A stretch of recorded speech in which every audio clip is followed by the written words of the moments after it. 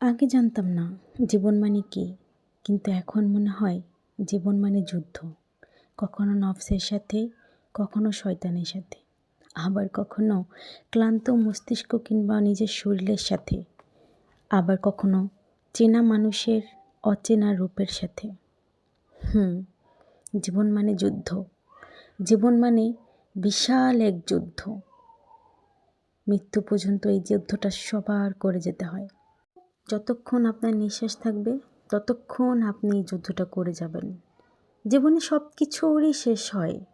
জীবন থাকতে শুধু শেষ হয় না এই যুদ্ধটা।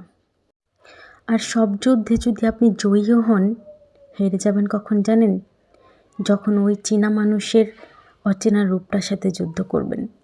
যখন জানতে পারবেন যে আমারই আপন মানুষের সাথে আমার যুদ্ধ করতে হলো।